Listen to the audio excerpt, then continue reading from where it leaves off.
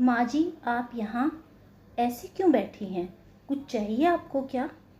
नहीं, कुछ नहीं, बस यूं ही नींद नहीं आ रही थी। रेखा जी बोली। माँ जी, तबीयत तो ठीक है ना आपकी? दिखाइए। माथा छूते हुए वंदना ने कहा। मैं ठीक हूँ बहू, तुम बेकार चिंता मत करो।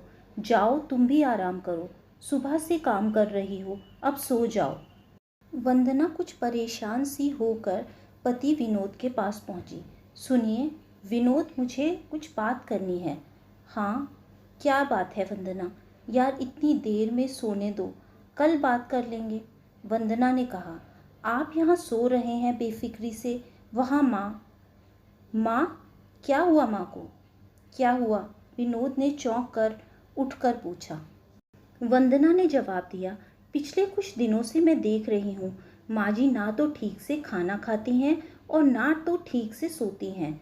उन्हें आजकल ठीक से नींद नहीं आ रही। अभी भी बाहर गुमसुम सी कहीं खोई हुई सी बाहर बैठी हुई हैं। मुझे तो उनकी बहुत चिंता हो रही है। क्या करें? वंदना, शायद पापा के अचानक चले जाने के कारण वो परेशान है। वंदना, पापा का अचानक से हमें छोड़कर चले जाना हम सभी के लिए मुश्किल समय है। एक छाया जो अब तक हमें हर हाल में बचाती थी, अब वो छाया हमसे छिन गई है, कहकर विनोद रोने लगा। विनोद, जो चला गया उसे हम वापस नहीं ला सकते, मगर जो है उसे तो संभाल सकते हैं, वरना उन्हें भी। विनोद ने कहा। नहीं नहीं वंदना, हमें कुछ करना पड़ेगा। वंदना बोली। माँ का यूं अकेले रहना, नींद ना लेना, अच्छे से खाना नहीं खाना उनके स्वास्थ्य के लिए अच्छा नहीं है। तुम ठीक कह रही हो। मैं कल सुबह ही उन्हें डॉक्टर के पास ले जाकर चेक करवाता हूँ। कुछ दिन की दवाई लेंगी तो जल्दी ठीक हो जाएंगी। नहीं विनोद, आप गलत समझ रहे हो।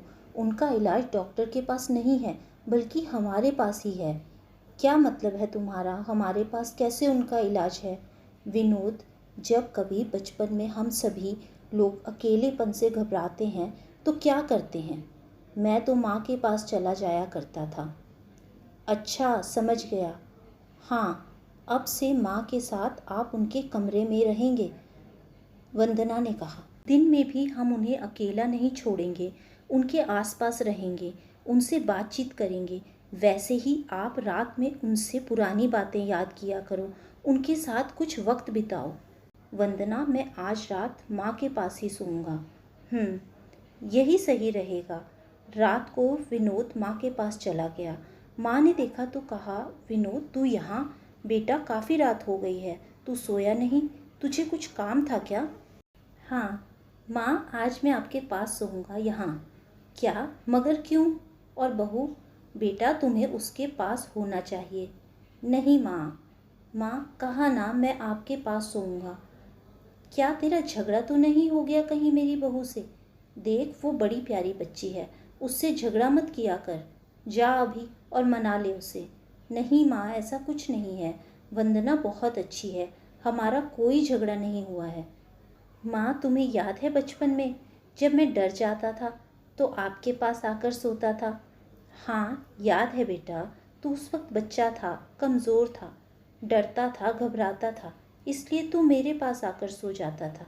माँ, जैसे हम बच्चे बचपन में घबरा कर डर कर माँ के आंचल में बेखौफ होकर सो जाते हैं, वैसे ही जब बुज़ुर्ग अकेले में घबराहट महसूस कर रहे हों तो क्या उन बच्चों को जो अब जवान हो चुके हैं, उन बुज़ुर्ग माँ बाप का सहारा नहीं बनना चाहिए? माँ, मुझे पता है आप पापा के अचानक चले जाने से अकेला महसूस करने लगी हैं।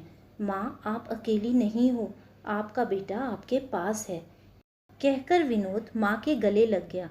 दोनों की आंखें भीगी हुई थीं। कुछ ही देर में उनकी माँ सचमुच बहुत अच्छी नींद में सो रही थी और विनोद उन्हें देखकर मुस्कुरा रहा था। तो दोस्तों, उम्मीद है आपको आज की ये कहानी पसंद आई होगी। कहानी पसंद आई हो तो वीडियो को लाइक करें, चैनल को सब्सक्राइब करें, ताकि आने वाली कहानियाँ आप तक पहुँचती रहें। Thank you friends.